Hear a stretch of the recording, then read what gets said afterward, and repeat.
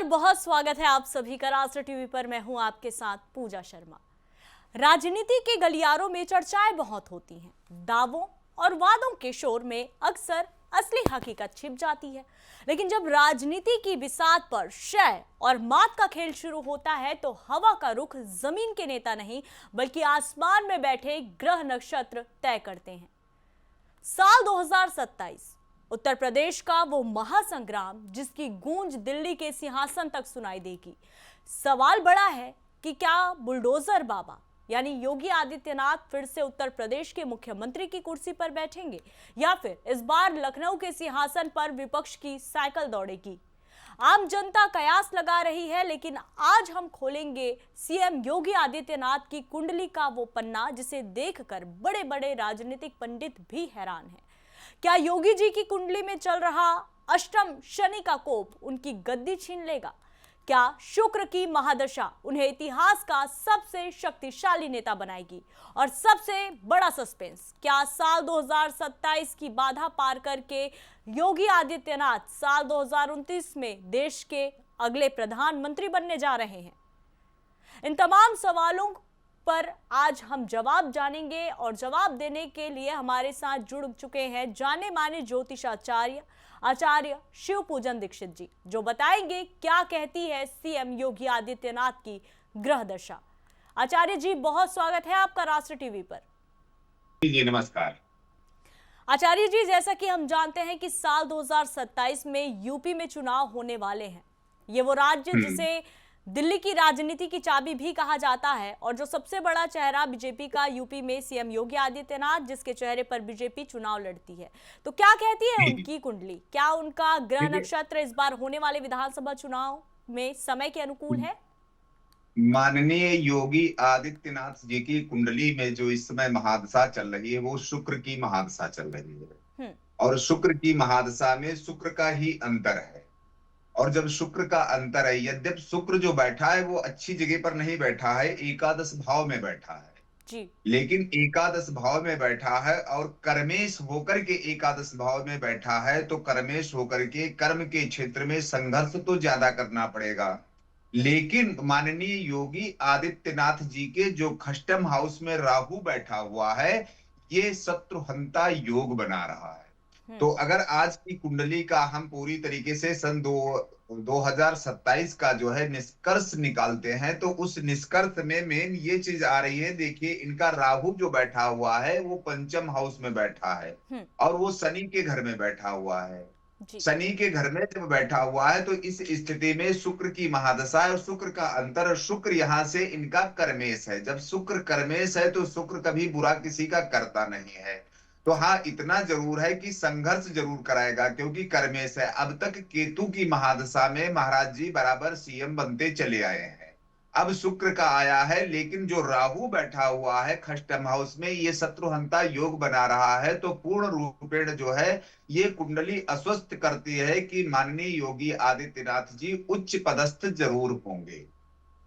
जैसे कि आपने बताया कि शुक्र की महादशा जो है वो फरवरी 2024 से ही अगले 20 सालों के लिए शुरू हो चुकी है। यानी कि अगर ज्योतिष वैभव की बात करें तो उसमें ज्योतिष वैभव और सत्ता का कारक भी माना जाता है, लेकिन साल 2027 के चुनाव से ठीक पहले उनके ऊपर अष्टम शनि यानी कि शनि की ढैया और 7.5 का साया भी मंडरा रहा है। आचार्य जी, तो ज्योतिष शास्त्र के हिसाब से ये अष्टम शनि अपनों से धोखा, भीतर घात और पद का नुकसान भी कराता है। तो क्या शुक्र की शुभता इस शनि के कोप को शांत कर पाएगी या फिर यह अष्टम शनि 2027 में योगी जी की गद्दी हिला देगा?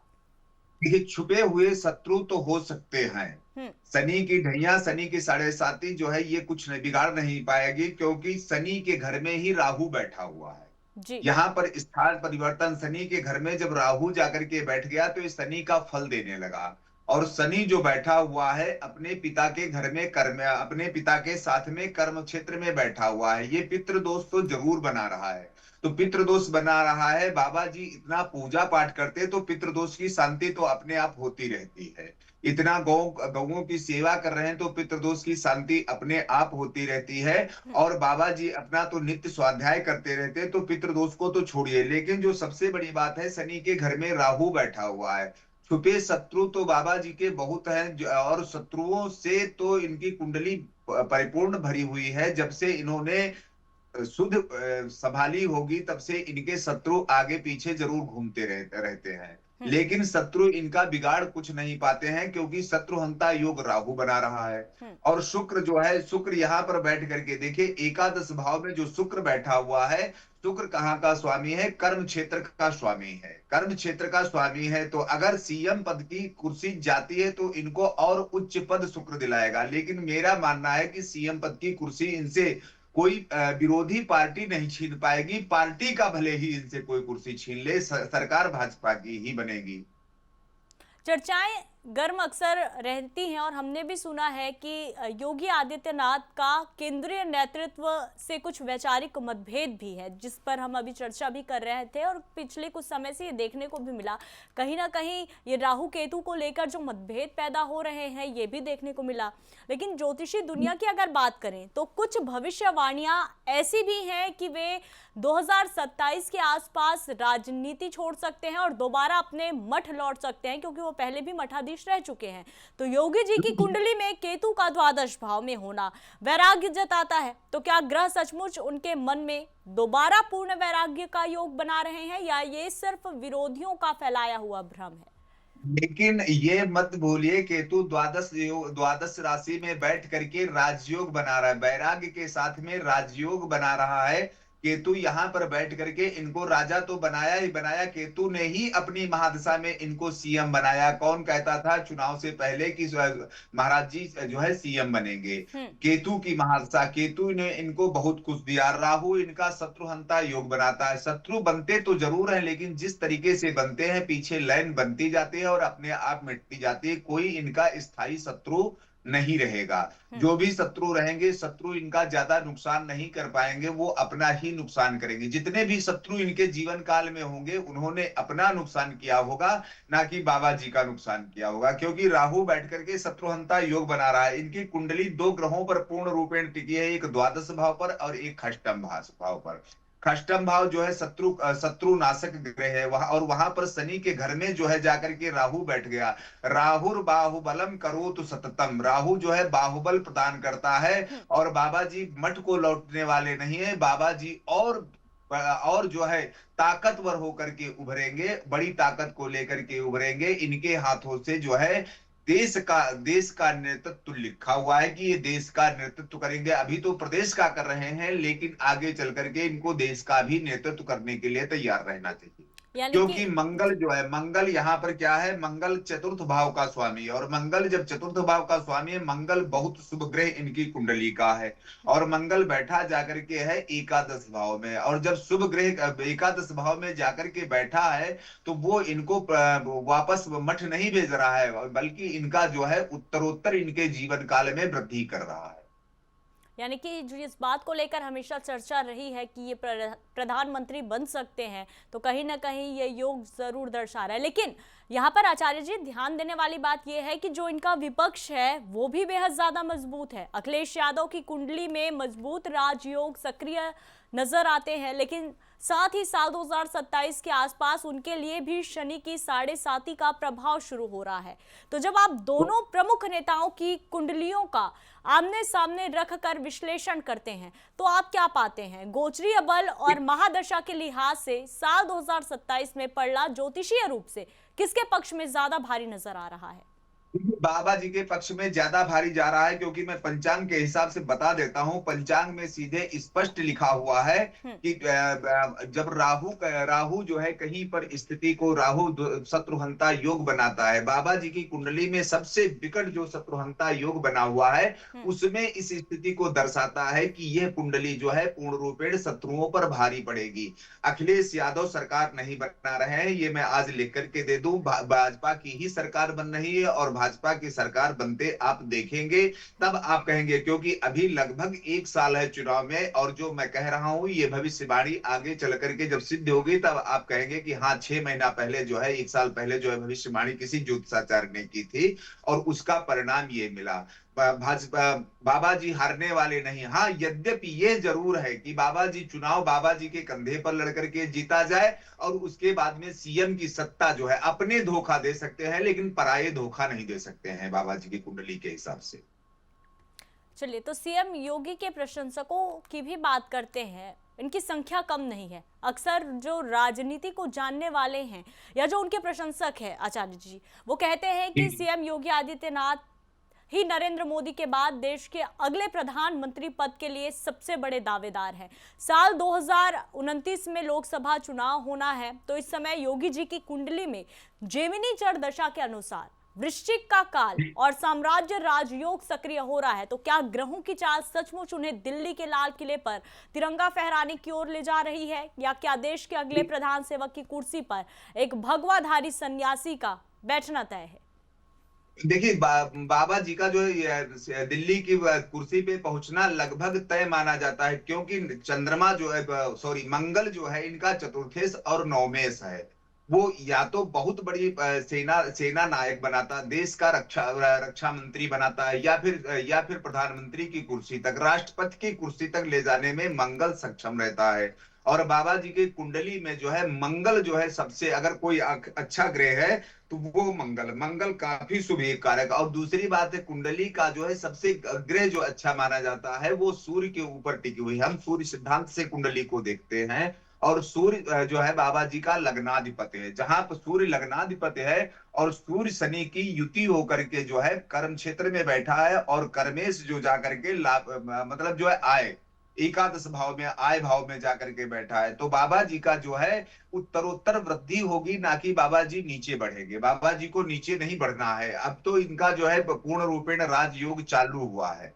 बाबा जी केतु से लेकर के और शुक्र की महादशा में जो है ये राजयोग से परिपूर्ण है। और केतु को लोग बहुत गलत बताते हैं, लेकिन आप ध्यान करिए, सन 17 में केतु आया और केतु ने बाबा को जो है उत्तर प्रदेश के राज सिंहासन पर बैठाया। ऐसे मंगल जो है, बाबा की कुंडली में सबसे बड़ा अगर अस्त्र कोई है तो मंगल ग्रह है। जैसा कि मैं कुंडली में देख पा रहा हूं, बाबा जी की कुंडली जो है, जो मैं देख पा रहा हूं, वो ये स्थिति पैदा कर रही है कि सन 2027 नहीं, सन 2029 भी बाबा के लिए अच्छा होगा। जैसा कि अभी लोकसभा चुनाव में हार मिली है भाजपा को, 29 में भाजपा को हार नहीं मिलेगी। 29 में जो है उत्तर प्रदेश में बाबा जी का डंका बजेगा। चलिए, लगातार बीजेपी कहती भी रही है, और कहने की बात भी नहीं है, समझने के लिए भी ये काफ़ी है कि अगर उत्तर प्रदेश की बात करें तो सबसे बड़ा चेहरा सीएम योगी आदित्यनाथ है। और हमने देखा कि कई बड़े राज्यों में जब भी चुनाव हुए हैं, तो जैसे ही योगी जी वहाँ पहुँचते हैं, एक अलग ही नज़ारा बनने को दिखता नज़र आता है, बनता नज़र आता है। फायर ब्रांड नेता के तौर पर उनकी एक छवि भी है। तो ये तो बिल्कुल बट ऑब्वियस है कि उन्हीं के चेहरे पर चुनाव लड़े जाएंगे। लेकिन एक ज्योतिषाचार्य के रूप में आचार्य जी, जब आप बीजेपी की स्थापना कुंडली और योगी जी की निजी कुंडली के नक्षत्रों का मेल करते हैं, मिलान करते हैं, तो ये ग्रही तालमेल कितना सुदृढ़ दिखता है? क्या योगी जी के सितारे भाजपा के सांगठनिक ग्रहों को ज्यादा ऊर्जा प्रदान कर रहे हैं? क्योंकि कर्म भी हम कहते हैं ना कि हम जिससे जुड़े हैं, हमारा कर्म उनके कर्म के साथ जुड़कर या तो अच्छा करता है या तो बुरा करता है। तो कर्म प्रधान की अगर हम यहाँ पर बात करते हैं तो इसे किस तरह से देखा जाना चाहिए? क्योंकि सबसे बड़ी बात है कि बृहस्पति 8वें भाव का स्वामी होने के कारण बहुत अच्छा नहीं है, लेकिन चंद्रमा, बृहस्पति और शनि, जैसे आपने बताया कि शनि की 7.5, तो ये तटस्थ रहेंगे। ये ना अपना अच्छा प्रभाव देंगे और ना अपना बुरा प्रभाव देंगे। कुंडली में इनकी अगर कोई अच्छा प्रभाव देने वाला है तो सूर्य और मंगल। सूर्य मंगल कुंडली में अच्छा प्रभाव दे रहा है, और शनि 7वें भाव का होने के कारण जो है ये अनिष्टकारक दिखा रहा है। लेकिन अनिष्टकारक होने के साथ साथ में ये तटस्थ हो गया, इनके इसका कोई मतलब नहीं रहेगा। शनि जो है सूर्य के साथ में बैठ करके लगभग बराबर डिग्री में, जितने में सूर्य बैठा उतने में जो है शनि बैठा हुआ है। जब सूर्य शनि बराबर डिग्री में जाकर के बैठ गए, 17 का शनि है और 21 डिग्री का सूर्य है, तो सूर्य भी बलवान है और सूर्य भी बलवान है, और शनि भी जो है सूर्य से नीचे है। तो शनि जो है इनको को प्रभाव नहीं डाल पाएगा, शनि को प्रभाव नहीं डाल पाएगा। और बुध के घर में शुक्र और मंगल बैठे हुए हैं, बुध के घर में शुक्र और मंगल बैठे हैं, और बुध के घर में जो है कायदे से अगर देखा जाए तो कोई ग्रह जो है बुध के ग्रह में यहाँ पर क्या होता है कि बुध अपने शुक्र के घर में बुध बैठा हुआ है। अगर कुल मिलाकर अगर ज्योतिषीय गणित की बात करें, अंक ज्योतिष की बात करें और ब्रह्मांड में होने वाली घटनाओं को अगर हम एक साथ एक तराजू में रखकर देखें तो जो ग्रह नक्षत्र है, जो चाल है, अगर उसके हिसाब से देखा जाए तो साल 2027 में चुनाव तो होना है, लेकिन इस बार जो उनके विपक्षी हैं वो और भी ज्यादा मजबूती के साथ यहाँ पर चुनावी मैदान में उतरने की बात कर रहे हैं। बार बार अगर हम सीएम योगी आदित्यनाथ की ग्रह नक्षत्रों की अगर हम बात करते हैं तो विरोधियों का कहीं ना कहीं एक बड़ा संकट भी मिलता नजर आ रहा है। तो क्या ये जो उनका लग्न राशि है, इसका प्रभाव कमजोर पड़ रहा है? अगर घरों की बात करें तो कौन सा घर जो थोड़ा कमजोर सीएम योगी आदित्यनाथ का? एक वर्ष तक जो है जैसी इनकी जन्म कुंडली है वैसे ही एक वर्ष तक भाव चलित जन्म कुंडली बाबा जी की रहेगी। तो देखिए, जब तक किसी का प्रचार नहीं होता, जब तक किसी का विरोध नहीं होता है, तब तक वो जो है आगे चल करके जो है प्रचलित चेहरा जो है एक चेहरा बनकर के सामने नहीं आता है। तो निंदक नियरे राखिए आंगन कुटी छवाए, बाबा जी के निंदक जो है वही बाबा जी को पुनः सीएम बनाने का काम करेंगे। वैसी ही कुंडली है। यहाँ पर क्या हुआ है, शनि खष्टम हाउस का बैठ गया और राहु जो है बृहस्पति के घर में बैठ गया। तो विरोधियों से तो बाबा जी को पंगा लेना ही पड़ेगा और पंगे के साथ साथ में बाबा जी 27 में और ताकतवर होकर के उभरने का योग दिख रहा है। चलिए, हम बार बार इस बात का भी जिक्र कर रहे थे आचार्य जी कि विरोधियों से उन्हें जितना नुकसान नहीं है, अपनों से ज्यादा नुकसान है, यानी कि भीतरघात की बात जो हम कर रहे हैं, तो वो कौन सा ग्रह जो है वो कमजोर हो रहा है सीएम योगी आदित्यनाथ का, जिसके चलते जो उनके खुद के पार्टी के दल है वो ज्यादा मजबूती से उन्हें भीतरघात करने की ओर और ज्यादा अग्रसर बढ़ रहे हैं, और ये किस वजह से हो रहा है? देखिए, भाव चलित कुंडली में जो है बृहस्पति और राहु एक जगह जाकर के बृहस्पति के घर में पंचम भाव में बृहस्पति और राहु बैठ करके गुरु चांडाल योग बना रहे हैं। गुरु चांडाल योग बना रहे हैं। तो यहाँ पर क्या हो रहा है कि यहाँ पर जो है भाव चलित कुंडली में जब हम देखते हैं तो गुरु चांडाल योग इनका बन जा रहा है, और उसकी वजह से जो है अपने ही जो बहुत ज्यादा खास होंगे, जिनको बाबा जी बहुत मानते होंगे, वही भीतरघात करने का प्रयत्न करेंगे। लेकिन वो प्रयत्न कर नहीं पाएंगे, क्योंकि सिंह लग्न की ही कुंडली जो है पूरे वर्ष तक रहेगी। जब सिंह लग्न की पूरे वर्ष तक भावचलित कुंडली रहेगी तो जो पिछले वर्ष रही वही इस वर्ष रहेगी, तो भीतरघात कर नहीं पाएंगे, जबकि भीतरघात करने वालों को ही नुकसान उठाना पड़ेगा। चलिए, ये तो जो नॉर्मल खगोलीय घटना के आधार पर हम बात कर रहे थे, और इसके अलावा जब आप कुंडली देखते हैं सीएम योगी आदित्यनाथ की, तो क्या खास आपको उनकी कुंडली में नजर आता है? क्योंकि हर किसी की कुंडली में कुछ ना कुछ एक बेहतर चीजें लगती है कि ये जो है उन्हें ऊंचाई तक पहुंचा सकता है, या फिर ये जो है वो चाह के कितना भी कोई इंसान व्यक्ति मेहनत कर रहा है लेकिन फिर भी सफलता नहीं मिल रही है। तो राशि स्वामी का कितना प्रभाव पड़ता है, कुंडली का कितना प्रभाव पड़ता है? जी, शुक्र मंगल की युति जो है व्यक्ति को वैरागी बनाती। केतु द्वादश भाव में बैठ करके वैरागी तो जरूर बनाता है, लेकिन केतु क्या करता है, चंद्रमा के घर में बैठा हुआ, चंद्रमा के घर में जब केतु बैठा है तो वैराग के साथ साथ में राजयोग बनाता है। लेकिन स्टार्टिंग में जो है संघर्षमय जीवन भी देता है, स्टार्टिंग में संघर्षमय जीवन भी देता है। और यहाँ पर चंद्रमा के घर, शनि के घर में चंद्रमा बैठ गया जाकर के, चंद्रमा बैठ गया जब शनि के घर में जाकर के, तो 1 2 3 4 पांचवें मंगल चंद्रमा से हो गया। जब पांचवें मंगल चंद्रमा से हो गया तो इनका राजयोग, तो मैं बिल्कुल ये दावे के साथ कह सकता हूं कि इनका राजयोग परिपूर्ण है। ये देश का नेतृत्व करेंगे, हर हालत में इनका देश का नेतृत्व होना आवश्यक है। चलिए, तो ये एक सबसे बड़ा मैसेज है। हालांकि अब देखने वाली बात ये होगी कि साल 2027 में, क्योंकि भविष्यवाणियां 100% सच हो ये हम नहीं कहते, लेकिन जिस तरह से आपने बहुत ही सार के साथ बताया है और जो आप स्पष्ट रूप से जो आप बता रहे हैं, ये कहीं ना कहीं ये ज़रूर इंगित कर रहा है कि आने वाले समय में योगी आदित्यनाथ के चेहरे पर चुनाव तो लड़ा जाएगा, लेकिन सीएम वो बनेंगे या नहीं बनेंगे, या फिर उनके साथ उनके ही पार्टी के लोग भीतरघात कर देंगे, ये एक बड़ा और अहम सवाल है। उपायों की अगर हम बात करें तो ऐसा कौन सा काम सीएम योगी आदित्यनाथ को करना चाहिए जिससे उनकी जो कुंडली है वो और ज़्यादा प्रबल हो जाए, और जो दुश्मन है, जो चाह रहे हैं कि उन्हें नुकसान पहुंचाया जाना चाहिए, और ये दुश्मन है वो खुद के अंदर ही है, घर का भेदी लंका ढाए भीतर घात, जो हम हमेशा ये कहते आए हैं, तो उन्हें बचने के लिए क्या ऐसे काम किए जाने चाहिए? क्योंकि आरोप भी बहुत ज्यादा लग रहे हैं सीएम योगी आदित्यनाथ पर।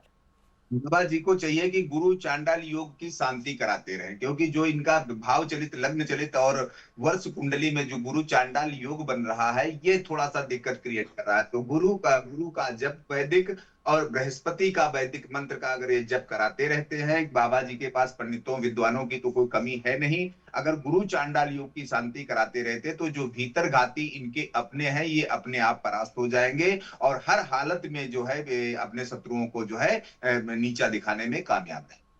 चलिए, लेकिन और भी प्रमुख चेहरे हैं। हालांकि सबसे बड़ा चेहरा अगर हम बात करें सीएम योगी आदित्यनाथ के विपक्ष में जो खड़ा हुआ नजर आता है आचार्य जी, वो अखिलेश यादव है, जिनका कन्या लग्न कुंडली है, जितना मुझे समझ आता है। हालांकि मुझे बहुत ज़्यादा तो ज्योतिष का नॉलेज नहीं है, लेकिन जो मैं समझ पाई। लेकिन इसके अलावा इस बार अगर आप देखें तो कांग्रेस भी उतनी ही मजबूती के साथ लड़ रही है। मायावती, जिनका कभी गढ़ यूपी रहा करता था, वो एक बार फिर से उतनी ही मजबूती के साथ यहाँ पर चुनावी मैदान में उतर रही है।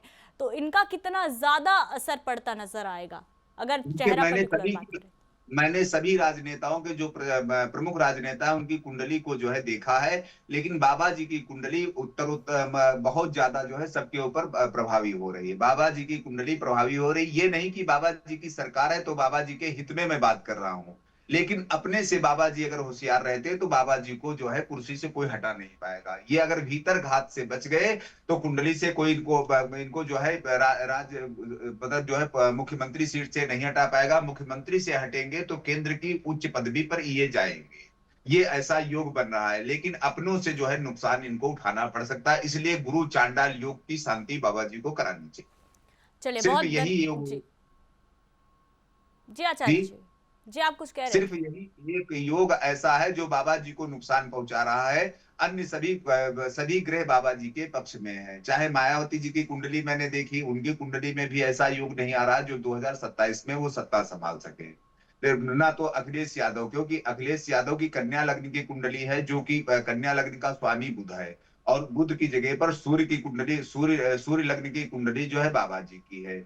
तो और राहुल कांग्रेस में कोई ऐसा चेहरा दिख नहीं रहा जो यूपी का सीएम बन सके। तो यहाँ पर 3 की हमने कुंडली का जो है निरीक्षण किया, 3 की कुंडली देखी, उसमें बाबा जी की कुंडली सुपर और सुपर है।